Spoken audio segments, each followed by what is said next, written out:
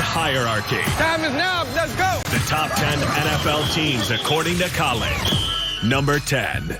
Miami. They're on a 3-game winning streak. They were outgained by 326 yards and won. They're good. They're not great. They have the number 1 scoring defense. I think they're well coached. I think being well coached is good enough to be in this group.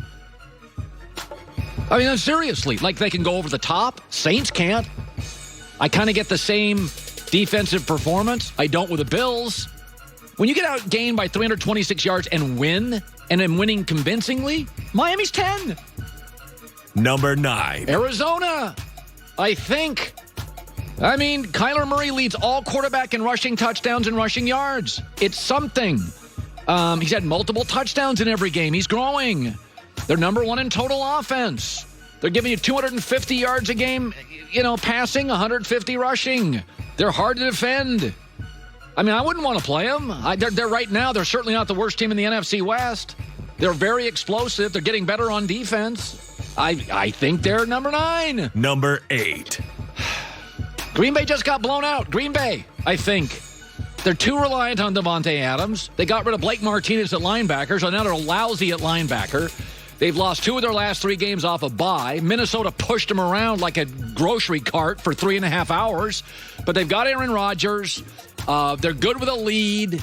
I think they're competent at head coach. Very good at quarterback. Wouldn't trust them in a big spot, though. Green Bay at 8. Number 7. Titans just got rolled by Cincinnati. I'll go 7, Titans. They were good like 3 weeks ago. I love their coach. Derrick Henry's amazing. Tannehill's pretty good. They need a pass rush, so they're limited. But we don't think they have a bad coach or a bad team, right?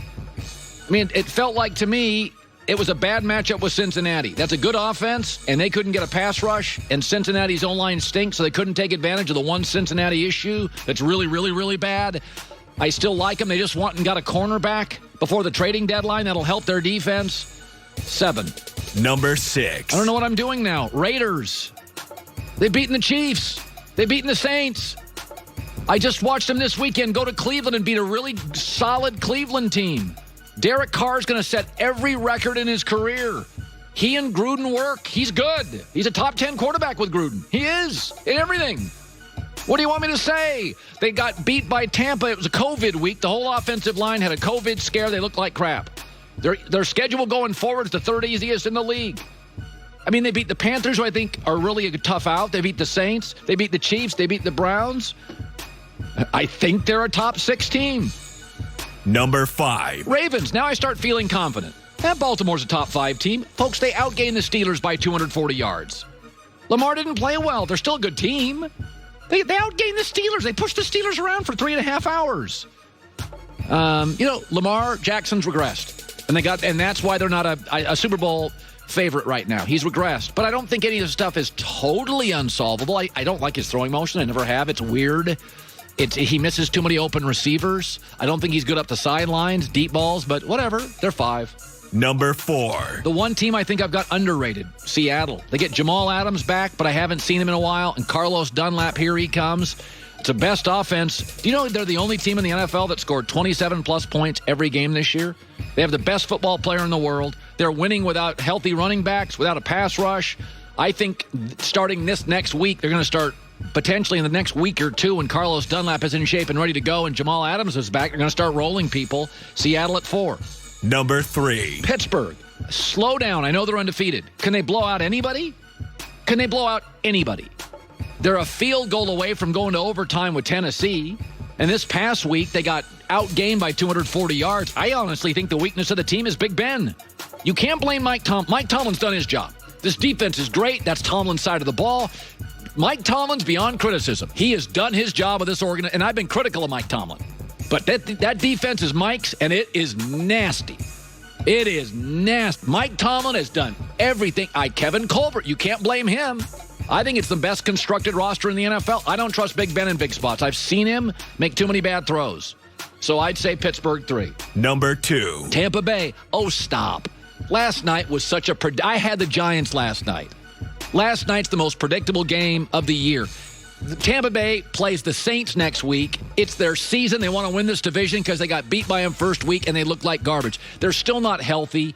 They're still doing it with, used parts at skill positions. Mike Evans, thank God, is back. Chris Godwin, they're still waiting.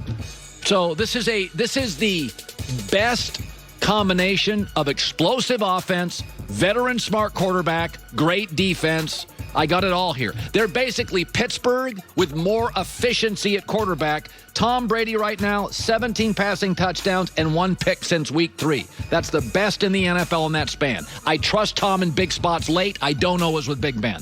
Number 1. Kansas City, they've actually won. They're 4-0 on the road this year. I mean, they're the only team in the league. I don't even care where they play. They can play in the parking lot at Fox. Who cares? They're going to drop 35 on you. They had a weird week against the Raiders. Came back, didn't have enough. It's the best team in the league. I trust them. I trust Andy Reid and Mahomes down the stretch more than I would trust Big Ben. And their defense, frankly, is way underrated now. It's a top 5 defense in the NFL. It's playing really, really good. So there's my herd hierarchy. I don't even know if it's remotely accurate outside of the top 4.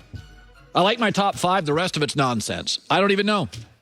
Seriously, I love Kansas City, Tampa, Pittsburgh, Seattle, Baltimore. After that, it is nonsense. I don't even know if the Raiders could lose the next 6. I think you have the top 3 right. I would put the Steelers above the Bucks. But, yeah, I'm with you on the rest of it. It's okay, go ahead and bang on Miami. You tell me a team that gets outgained by 350 yards, starts a rookie quarterback, and crushes them. I would move Tennessee above the Raiders. I think I would too. But seriously, I'm not even arguing with you. But I've watched. It gets very weird after the top 3. I mean, I watched the Raiders, and I've rolled my eyes at the Raiders. For years, I'm like, give me a break, but they beat Mahomes, they beat Breeze. I just take everybody gets a stinker. They were bad against the Bucs. It was a COVID week. They were bad. And they faced they beat New Orleans, and they kind of drubbed them. And Kansas City, and I've said this about the Raiders. They're the only team in the NFL that I don't think can win multiple playoff games, but can also beat every team in the league. And they've proven it because they've beaten Kansas City. They can beat any team in the league. At most teams that I say they can't win multiple playoff games, they're not going to beat the top 3 or 4 teams. I think the Raiders could beat anybody on any week. I think Gruden's had a great year of coaching. Well, so if you look at it that way, then I'd probably move the Packers above the Raiders also.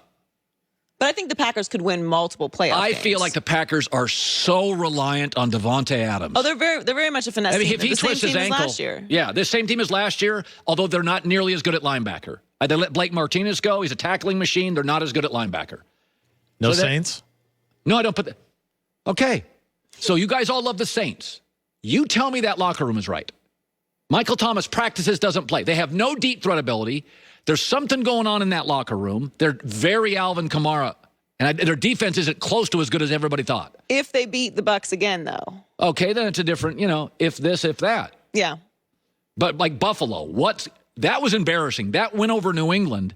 They are a Cam Newton fumble from losing to the Patriots, who have no players now. They weren't playing Gilmore. They're not playing Edelman. No, I didn't love that game for Buffalo. I guess I would have to put the Saints up there, too. I don't know. I'm with you, actually. I don't know. It's really crazy after the top 3 teams.